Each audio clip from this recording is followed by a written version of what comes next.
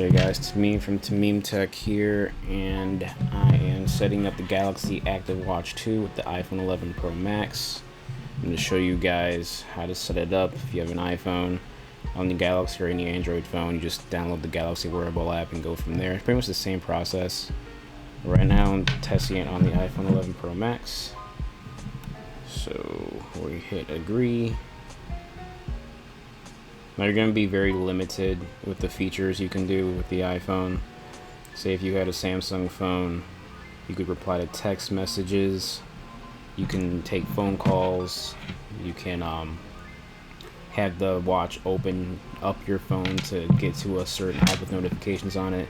But with the iPhone, you're going to be limited because of iOS. So I'm going to sign in here. Be right back. So now we're all set. So now we're going to allow it to notify us. Connect your phone to the watch, receive calls. So you can't take calls on the watch, but you can answer calls on the watch to talk on your phone. So the interface looks a little different than Android, but it's still pretty straightforward. With the watch, here we go. Don't miss a thing. So we're going to swipe for notifications. Then clear the trash. So I got a Snapchat from my friend. So here's the watch face. It's the default watch face. Got your beats per minute on the left, the weather, the track workout screen. You have running. So when you first open this, it's gonna ask you about location, so you're gonna hit yes. You have your light jog. You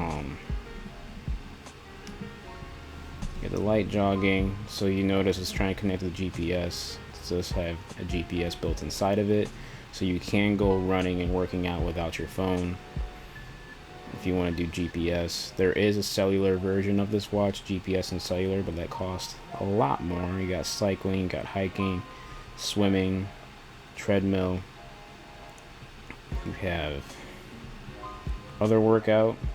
Other workout is something that I used when I'm weightlifting.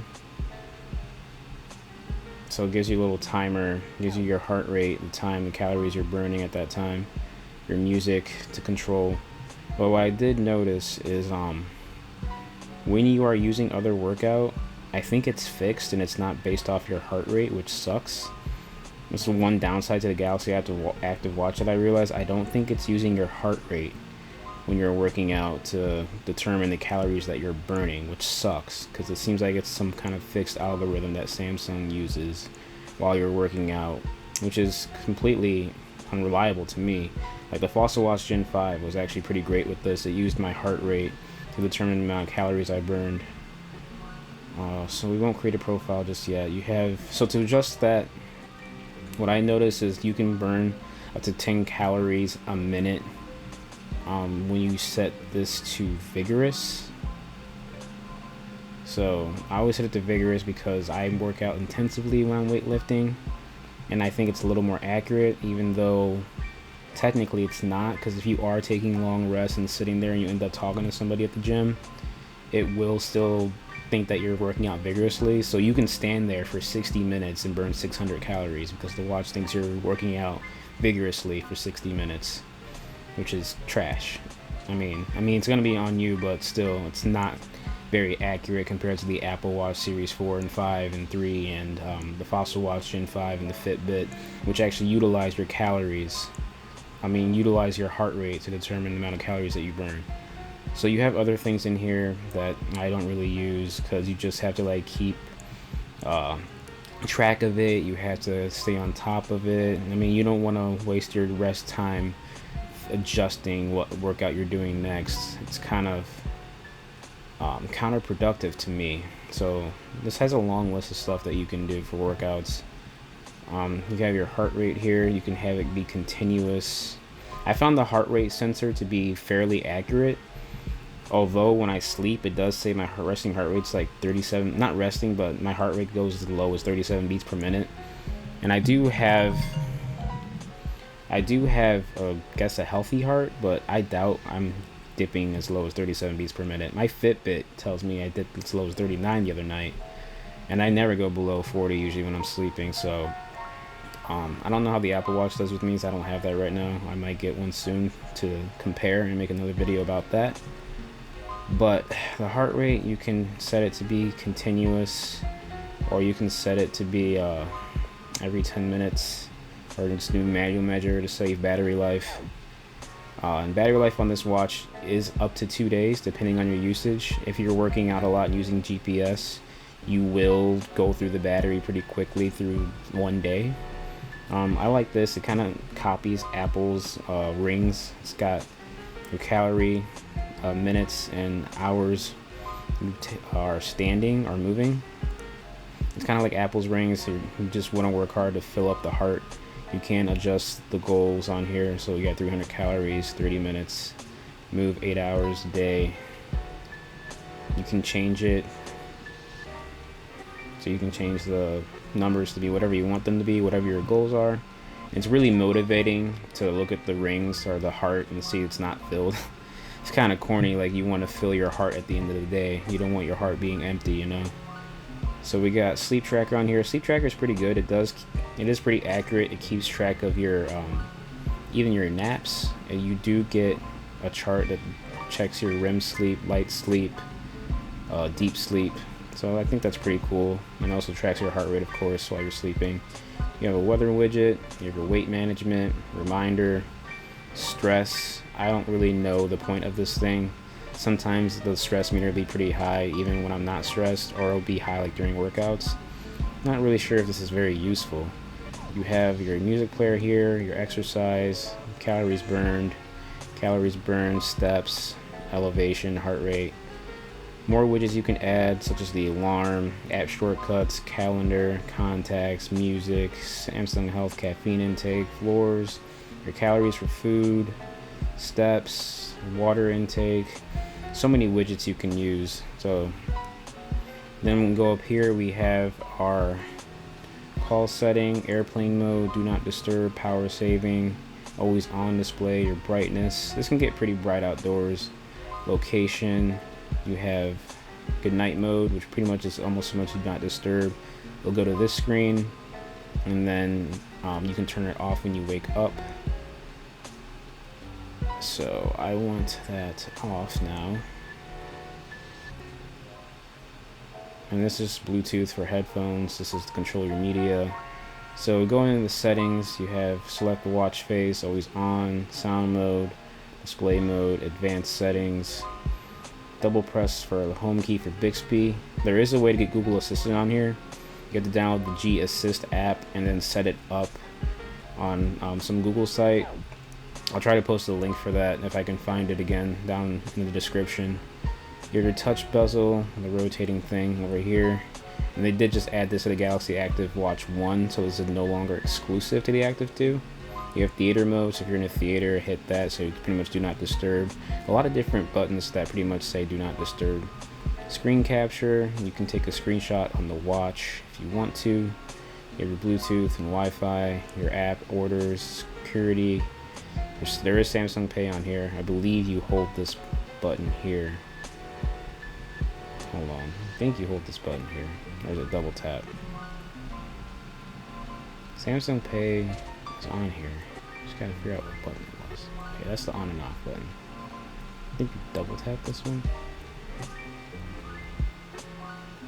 Alright, you double tap the power button for Bixby. But nobody likes Bixby, so we're gonna turn that off. I'm pretty sure it was this button you hold up top for Samsung Pay, but I think I might have to set that up. Samsung Pay is on this watch and it works flawlessly.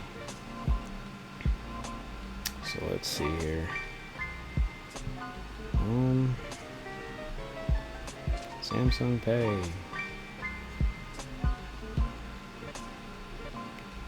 I don't really remember where it's at.